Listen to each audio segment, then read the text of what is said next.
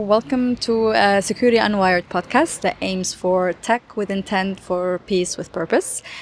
With me is Philippe Stoll, and he is an expert in tech and diplomacy with the International Committee of the Red Cross.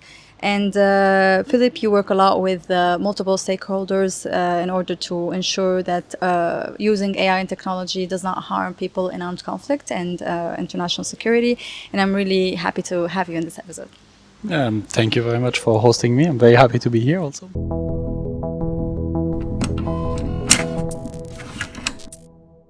Philippe, I've been following ICRC's work, and I know how important it is to monitor and govern how warfare is affecting civilians nowadays. So, given that there is more tendency now for algorithmic warfare and it's gaining more interest and even more investment at some point from powerful states, why do you think that is, especially given the escalating conflicts in different regions in the world?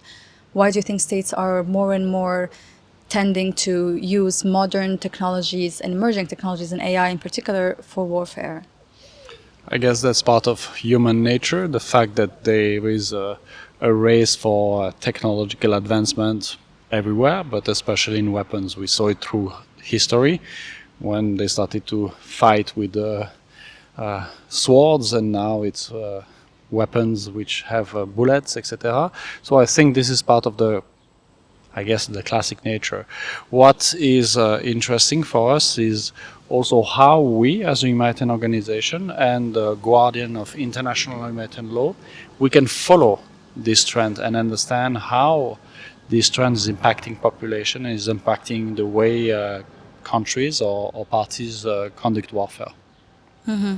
And given that AI is obviously the certainty behind AI relies on precision and different metrics, these states still use them very frequently. And some of the states that are now investing more in research and development, more and more are providing these tools actually for acquisition to other countries that are now or in the future would be in conflict. Do you envision to what extent is the risks here? Because we see that there are conflicts taking place now, but there are also states that are acquiring these technologies and preparing for future warfare and conflicts. So what do you think are the risks that come from deploying these technologies now or in the future? And this could include different subtypes of AI-driven weapon systems and technologies. That's a great question, because we see this as a stronger investment from different countries, but also from non-state armed groups in technologies. And we know that the entry price of certain technology is decreasing. So having nuclear weapons was something that was massively important. Having small drones or having cyber hackers, for example, is something which decreases somehow the entry price. So for us, it's from an agnostic perspective. We don't want to name and shame anyone, any country, but we want to be sure that if these countries or these armed groups are using digital technology, they still respect the basic principles of international humanitarian law. And this is something that is interesting because we often have this question of, the Geneva Conventions dates from the 40s, they are old. Cyber warfare, autonomous weapons are totally new, so IHL doesn't apply. We say no. IHL applies. Still the principles that are behind applies, and irrespective of the technology you are using, the way you fight war has to remain the same. You need to spare civilians, you need not to attack civilian objects. You can target military, you can target some arsenal, some weapons, etc. IHL doesn't say anything about that, but it is very clear of not attacking civilians. So if you use a digital technology or new technology, then you need to think the same way and not targeting a hospital with a cyber attack, for example. Do you think these risks actually remain the same depending on the technologies? Because we know that some states have the resources to use fully autonomous weapon systems, while the other states perhaps use only AI decision support systems and really restrict their use to only that. And does the risk vary also depending on these technologies in your experience with civilians? So for the ICRC, somehow is less the risk that matter, is the consequences. So we really want to stress that dimension, because if we remain in a discussion about the risk, because they might be hypothetical, we don't want to remain in a hypothetical discussion. We want to show that there are consequences for civilian populations, for humanitarian workers, for those who should not be targeted. So one of the elements is to be as precise as possible of showing the humanitarian consequences. And here I go back again to history, where when the Geneva Convention were adopted, the very first one in 1864, it was very clear that we understood, or they understood at the time, the consequences of war on wounded soldiers or the sick. So here it's the same. We need to demonstrate the consequences of a cyber attack on a civilian population. Let's say that they cannot access anymore to a hospital because the hospital is not functioning and therefore they might die. The psychological distress, for example, is also a dimension that is often forgotten or not understood because it's less tangible than a wound, or, when we speak about hunger, everyone can figure it out. Here is the same. A cyber attack might affect the population in terms of access to food, access to information, and this is something we want to be sure that everyone understands, because it's the basis for which we can start to have a discussion about regulation. I'm really glad that you mentioned the psychological aspect of effects of war on civilians, because as a matter of fact, even drones, even if they are not used for autonomous targeting, at some point for surveillance alone can provide consequences in terms of psychological effect and psychological terror to civilians in conflict. Speaking of autonomy, there has been a lot of different interpretations of a specific term, which is meaningful human control, as a recommendation to sort of govern AI used in military. But not everyone agrees on what that term means, and for sure, not everyone agrees on how effective it is for ensuring safety of civilians in warfare. What do you think about that? So there are two dimensions in which, for us, it's something that is quite concrete. First is the notion of responsibility and accountability. If something goes wrong, who is responsible? And therefore, a human should be responsible for that. If a weapon goes wrong, is it the manufacturer? Is it not the manufacturer? Is it the algorithm? Whoever? No, we want a human to be in charge and being capable to say, okay, this decision is taken by me as a member of an armed force, and therefore if there is something going wrong, there should be a system in place where there is a trial or something like that. This is the first element, responsibility. Now we know that with technology there are dimensions which are complex to understand, and this is why we insist on the predictability and the explainability, so that when a human being gets recommendation by a weapon, or when a weapon flies or takes a decision by itself based on an algorithm, someone should be able to say, oh, maybe I should stop it. Or there will be something where if something goes wrong, the person can know that it is going wrong. So the question of being capable to understand what's going on and explain what went wrong is something that is important for us. And do you think the same applies for accountability? Because, some people try to escape the responsibility of being the human in control. This could be different people behind the technology or the AI. This could be someone in the military command unit. Do you think it also affects the perception of accountability? The basic principles of international humanitarian law and the mere fact that the ICRC exists is based on humanity. The principle of having a human being allowed to live is something central, and therefore for us having a level of accountability is critical.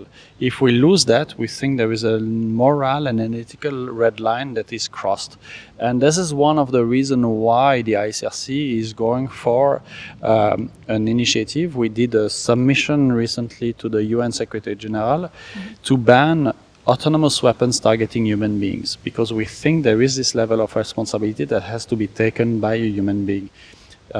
It is morally unacceptable that a machine decides by itself to kill a human being. Yeah, thank you for mentioning that.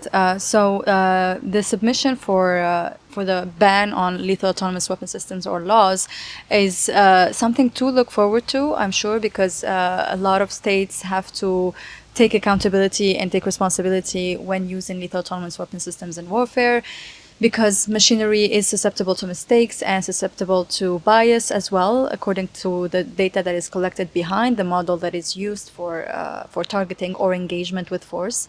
And given so far your progress, and by your progress I mean both ICRC and the international community and the Geneva community, how do you feel about this progress so far for the ban on lethal autonomous weapon systems?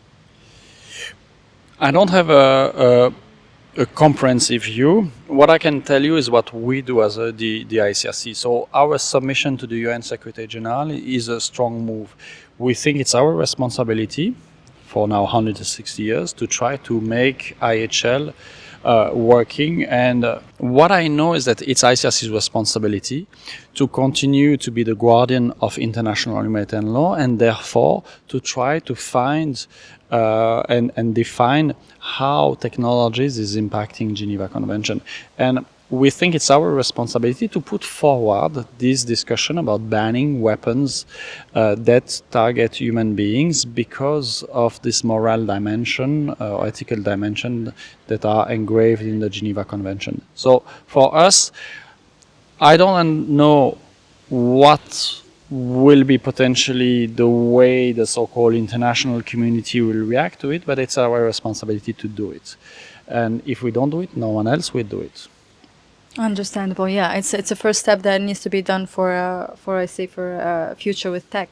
Exactly. And if I can add to that, we do this work, and then it's the countries themselves who decides to take the responsibility or not to adopt or not adopt such treaty, such resolution. Yeah, we've spoken a lot about civilian people affected by conflict and civilian objects that come across targeting by AI-driven weapon systems.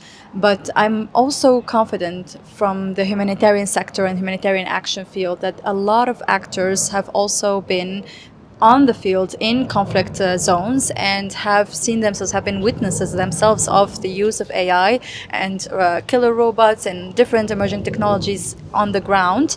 And I'm wondering, how exactly does the use of technology in these conflict zones jeopardize the role of humanitarian actors, which is basically obviously providing the aid and support for the civilians?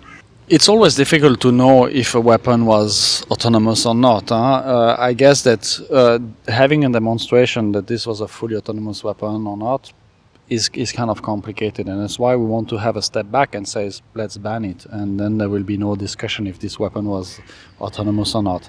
The way it is impacting our work, we are trying to find solutions which responds to one of these challenge. And recently we have launched, or recently it was like 2-3 years ago, we have launched an initiative to create a digital emblem, which is also kind of a response to a more, I would say, virtualization or cyber dimension to warfare.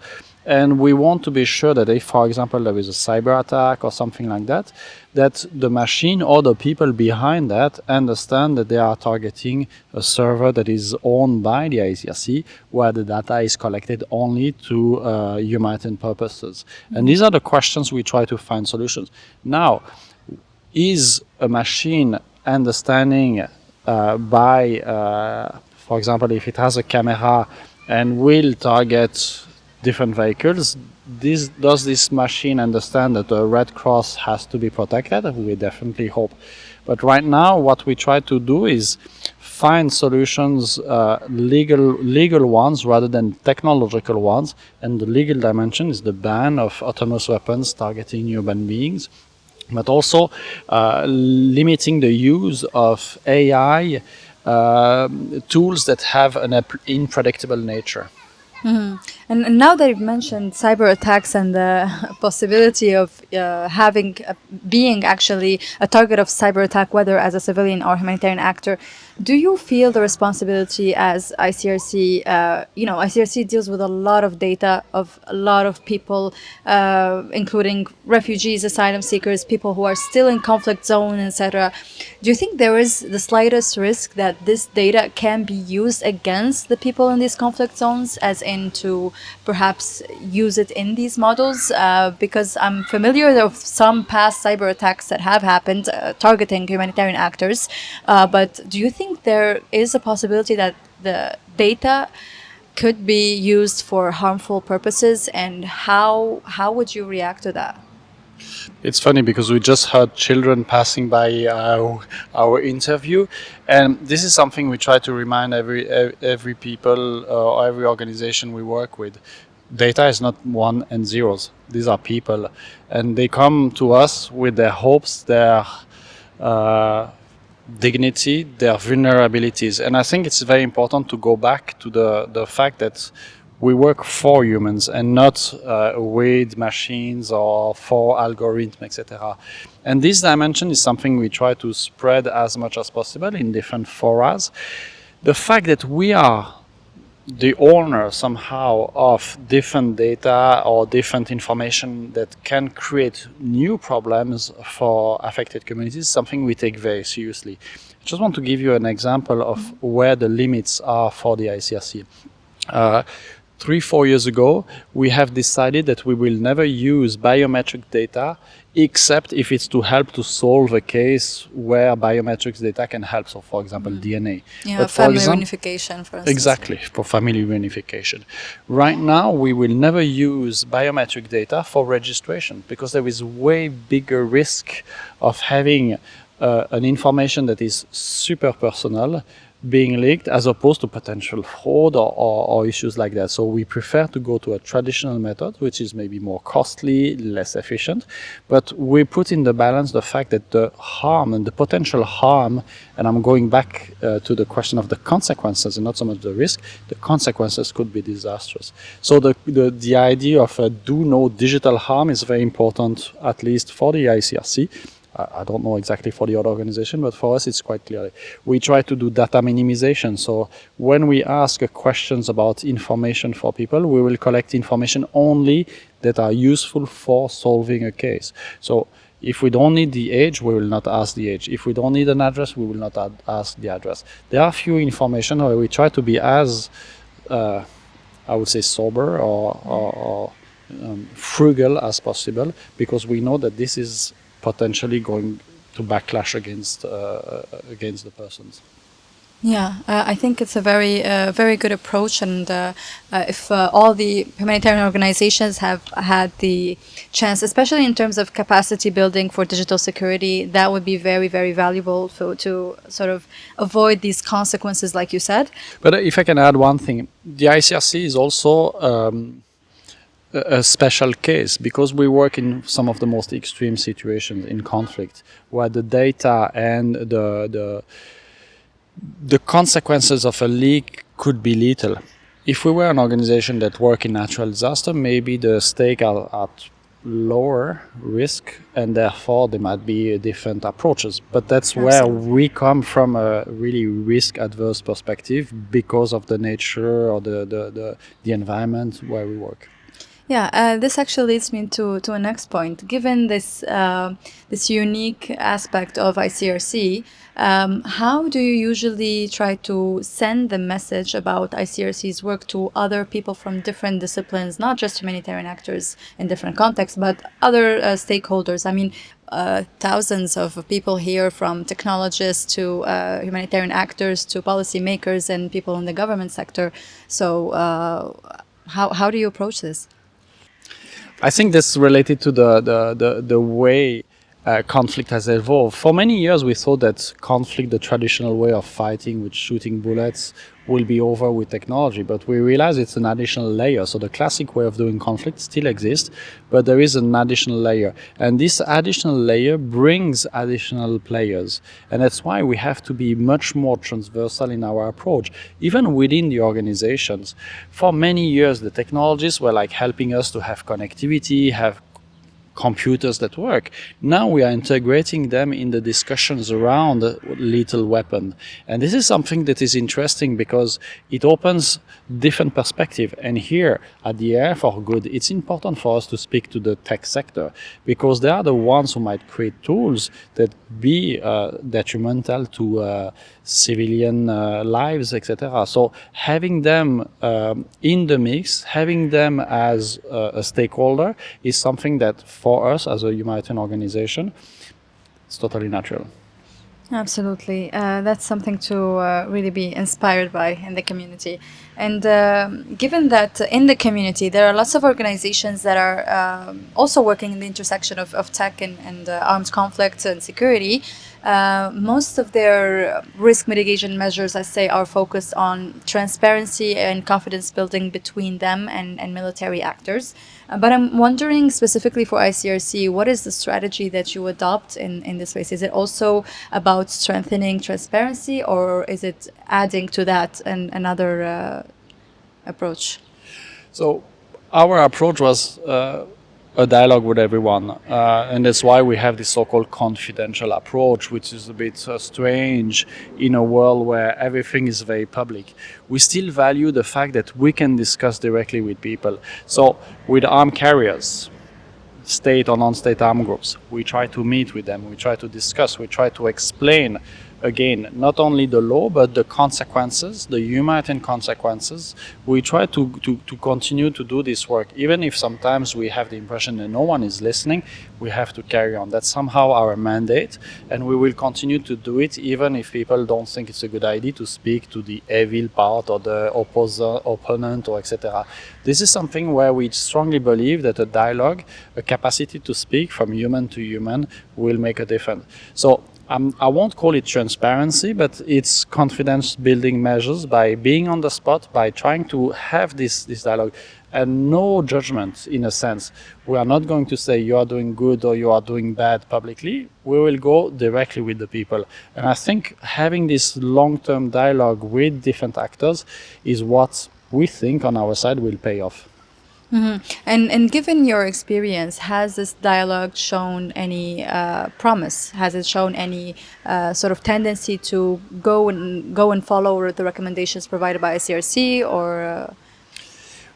It's difficult to demonstrate it because sometimes it's a bit abstract. But one of the elements is that when we come with different norms and standards, and one example recently is last October in 2024, when we had an international conference of the Red Cross Red Crescent, we came forwards with a so-called resolution. So it's kind of a new norm, which is not totally binding, it's not an international treaty, but that says that civilian objects should be protected against the adverse effects of ICT activities. It was adopted by all the countries present in the rooms. There's like 160 countries and all the Red Cross and Red Crescent from around the world. So it means that there is an idea of having potentially a consensus around something. It doesn't mean it will be applied, but at least there is a space for dialogue. And for us, this is something which remains very important. We want to continue to have this strong dialogue with all the different stakeholders so that we can agree on the common humanity that we still have to have even in a digital war. Mm-hmm. Now that you've mentioned the ICT applications, have you seen any differences between how the military uses AI in simple, computer and communication tools, or versus using it for weaponization? Meaning the frequency of the use, how likely are they to change their methods, their war methods, depending on this dialogues that have been happening with the ICRC? I think there is a simple way of looking at it. I haven't done studies thoroughly, but if you look at the budget allocated by armed forces on the question of digital technology, I'm sure you'll find a good answer into that. Thank you so much, Philip. This was really, really lovely. I think this talk has been just another step, such as the ban for the law, such as the promotion, such as different initiatives that you're launching, including actually the digital dilemmas with the ICRC, which would you like to tell us more about it?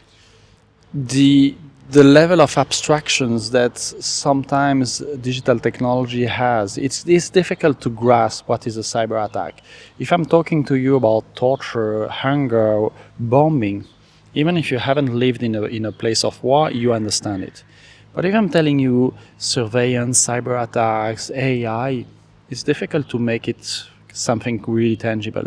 So the idea behind digital dilemmas is to go back to the notion of consequences. The subtitle of digital dilemmas is digital risk have real life consequences. And this is, if we don't make it concrete, if digital technology's harm is not concrete, I'm not sure we'll manage to get to have a law, to have a decision of banning certain weapons, the autonomous weapons, for example, because it will remain intangible. So digital dilemmas is really a small tool, basic one. I hope it's simple but not simplistic, to make it a point to what I was trying to say. A tool that at least gives you a portion of what a lived experience really is, and that helps us sort of see this multi-layer intersection between tech and armed conflict. And hopefully one day we'll see a world with less conflict and, most importantly, less harmful use of technology, but rather innovation. Thank you so much, Philip. Thank you, Sarah.